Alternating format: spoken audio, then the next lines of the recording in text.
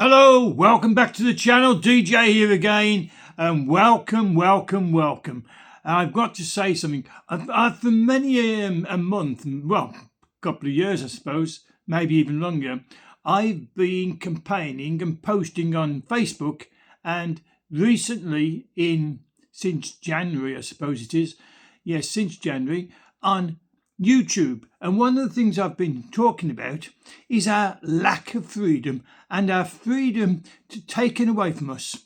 The freedom to speak, freedom to express our thoughts, freedom in the street, freedom in the hallway, freedom in our posts.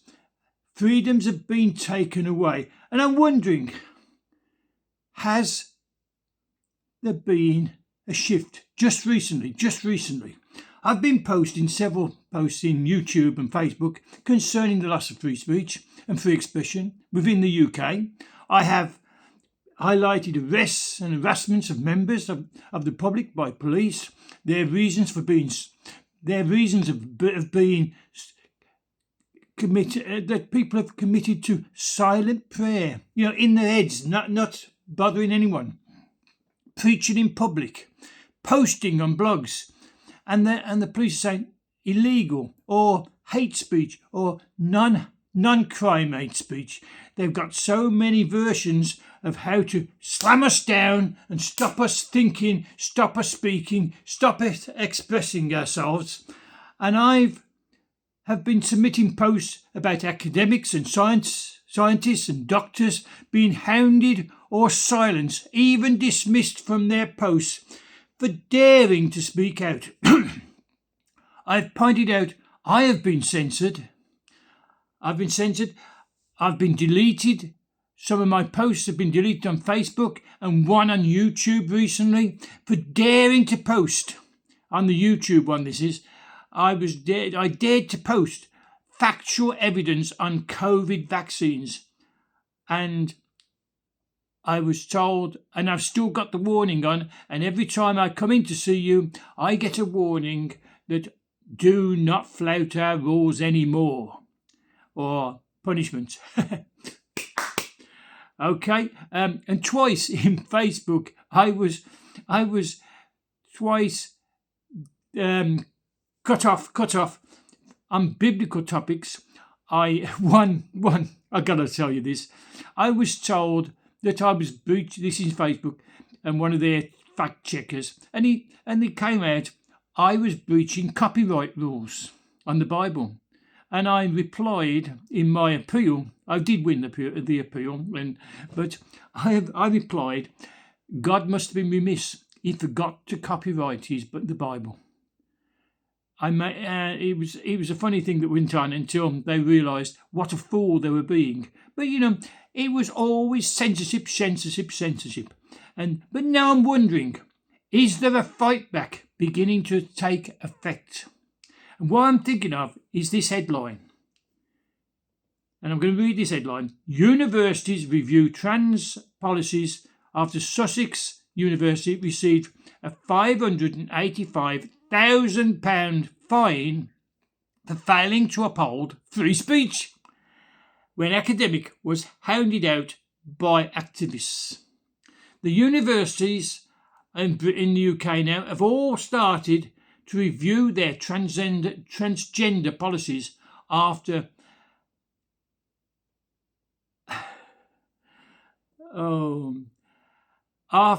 the University of Sussex was fined this astonishing amount of £585,000 for failing to uphold free speech. Documents advising on the treatment of transgender staff and students have been updated or removed from the office after the Office for Students, it's known as OFS, issued its fine. The below story I'm going to relate to you is by Elena Silva. So I'm quoting from her. The investigation from the higher education regulator came from former Professor Kathleen Stock, who was hounded out of her job following an alleged campaign of harassment from activities for her gender-critical views. She claimed many of her fellow colleagues failed to speak up against the bullying she received, or they completely ostracised her.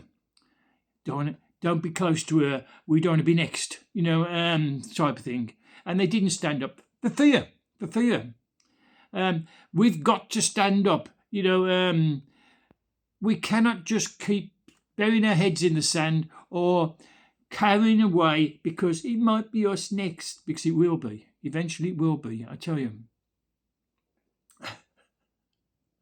Following the announcement, Stock pointed out that this announcement of the fine, £585,000, Stock pointed out that several other universities still maintain policies similar to those at Sussex. Mr. Arif Hamed, the Office of Students Director of Free Speech, stated that Sussex trans and non-binary equality policy could have caused students or staff who wish to express or discuss lawful ideas, including gender-critical perspectives, that their policies could have created a fear of breaching the policy and facing potential disciplinary action. And this is what Miss Stock had felt, that she was not receiving from fellow colleagues, any help, and they were failing to speak up. The rules requiring academics to positively represent trans people and trans lives is in course materials. According to Times Higher Education, several institutions now appear to have reviewed their policies in response to this big fine. They can't afford $500,000, can they? Samita Jemdar, the head of the education at law firm Shakespeare and Martineau, said they had held discussions with several universities because of this decision of the fine. She said the main theme is anxiety that institutions cannot be sure if they are compliant or not. Well, they could be if they stopped this nonsense and just had a blanket "do not harass others." End of story. But no, they do promotion of trans, promotion of bisexuality, promotion of gender dysphoria, and it is dysphoria. Let's see this. The University of Leeds recently updated its website to announce that its trans equality policy is under review following the Office of Students investigation. The current policy states the university includes material that positively represents trans people and their lives. See, it's not an equal policy.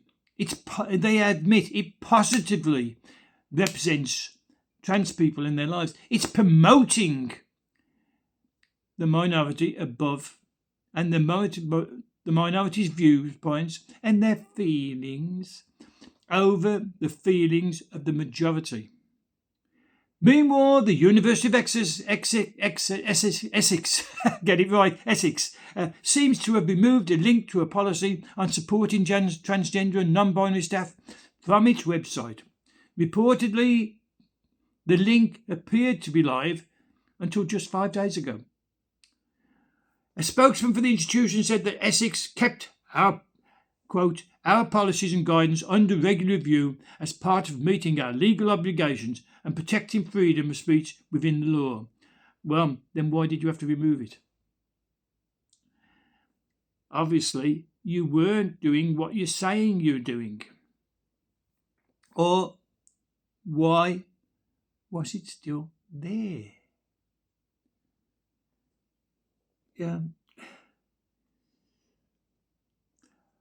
Statements on their website said that trans inclusion is also under review. It appears that several university equality policies are based on a template from a unit now merged with the Advanced HE, an organisation that claims to offer expert guidance to universities. Well, the expert guidance they offered has been discovered to not be expert guidance. In fact, it's been against the law and it's caused this university this massive fine over £500,000. See, they're following these people who say, we're experts. I was listening to a guy once who said, X means no longer, and spurt means well, that's beside the point. Let's see. What have we got here? Edward Skideleski, director of the Committee for Academic Freedom, stated that the obvious use of copying and pasting reflected a lack of intellectual independence on the part of university managers. Copying and pasting of this template that was given by the experts. Schools Minister Baroness Smith of Morven recently informed the House of Lords that the Office for Students would be writing to institutions based on its findings to help them understand their obligations. You've got all these academics, these highly skilled academics, as vice chancellors of universities and the board of governors and the board of directors, but she's got to write to them to help them understand their obligations. These people are teaching our youngsters.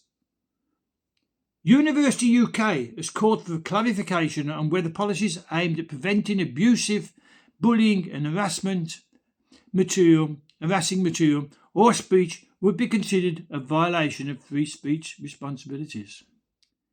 Let me repeat that. Universities UK, so that's representing all the universities in the UK, have called for clarification on whether policies aimed at preventing abusive, bullying and harassing material or speech could be considered violation of free speech responsibilities.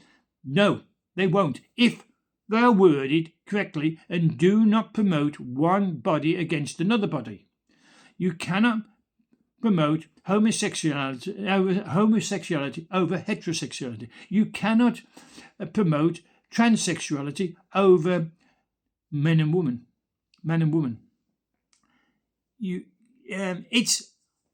It's blindingly obvious. The Office for Students said it is important to emphasise that none of this means providers can't have policies which set out how they will protect students from harassment. Indeed, a new harassment condition will require them to do so. Yes, but it's got to be an overall protection from harassment for everyone. Not an harassment policy that says it's okay to harass the majority, to harass the heterosexual man and woman. It's just simple, and it's so frightening to hear these so-called senior academics being flummoxed. What do you think? What's your comment? I've been on to this for months and months and months. I'm so pleased that this university has been fined. Now, I'm sorry you've had to pay a fine, but if that's what it takes to slap you down and say, stop harassing the majority, stop harassing the heterosexual, stop harassing the white male, the white female, stop it. Okay, so I want your comments. Give us your comments. I'm happy to receive your comments. Don't forget to subscribe. It doesn't cost you a penny, doesn't cost you a cent, doesn't even cost you a rupee. It's totally free to subscribe, and it encourages me to continue my research, to continue to find these news items out which are not getting to you through the normal traditional media outlets. So I need your subscription, and it's not going to cost you anything. So press that subscription, please. And comments are always welcome. So until the next time, be safe, be good, and goodbye from DJ. Bye.